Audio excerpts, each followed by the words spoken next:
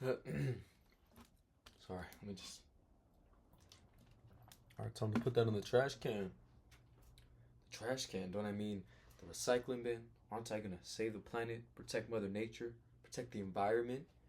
I would agree with you, but about a year ago, but what if I told you it doesn't matter where you put your plastic products, where you whichever bin you put them in, they're probably gonna end up in the same spot anyways. What about the triangle with the arrows on it? That symbol largely has no meaning. But don't take my word for it.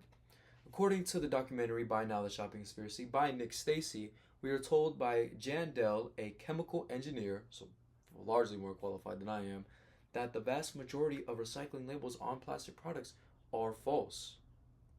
Actually, we are told that most plastic products cannot be recycled and that there are little to no regulations on that little symbol that you see on plastic products, and they can just slap it on whatever they want and it is perfectly legal. Wow. They could just do that. And we can't do it. We can't say anything about it. They just do it. We are told in the article Plastic Recycling is Broken by Patrice Lewis, who is a reporter for Mother Earth News, that out of every plastic product ever made, studies have shown that 9%, only 9% have ever actually been recycled. That's a problem because in 2018, it was found that there were about 37 million megatons of plastic pollution in the earth. 2018. 37 million megatons. How big is that? A garbage truck could fill about 10 tons. Garbage truck is about 30 feet. You fill up with a bunch of garbage trucks. You got 3.7 million garbage trucks. You put them in a straight line, that's about 21,000 miles of ground covered. The circumference of the earth, for example, is 24,900 feet, approximately. That was in 2018, 7 years ago. I feel old too. The problem with this is that plastic isn't organic. It doesn't decompose. It doesn't break down like normal trash. It actually turns into microplastics and nanoplastics, and they get into us. We are told by Zeke Elkins, a PhD student and the Division of Biological Science in the University of Missouri, that most plastic is made out of polyethylene terephthalate, or PET for short. And we're told that it's nearly indestructible. The average lifespan for plastic is about 100 years before it gets pushed into those little microplastics, those nanoplastics.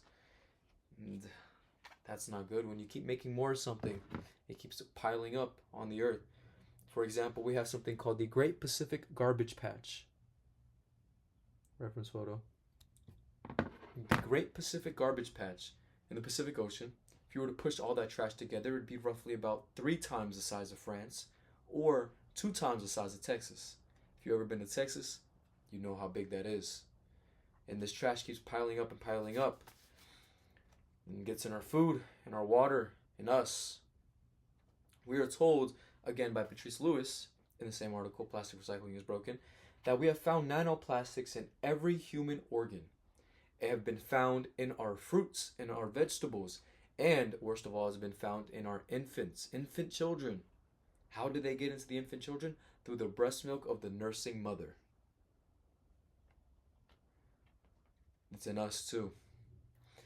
We are told by Andres Papp in the Department of Public Health that it was found that there are 74,000 to 121,000 microplastic particles found in each person per year. And you may be thinking, well, we just got to eat better. Eat organic. Stop eating all that trash, all that fake chemical food. I wish that were true. But let's say that it was. It's not. But let's say that it was. Even if it were true, just from breathing alone, you would get 35,000 to 69,000 microplastic particles in your body per year just from breathing. I don't know how you would negate that. Well, this is horrible. How do we get rid of all this pollution? How do we stop this? I don't want this in my lungs, in my body, in my kid's body. The only way to combat it is you have to stop buying plastic. Stop making plastic products. It's easier said than done.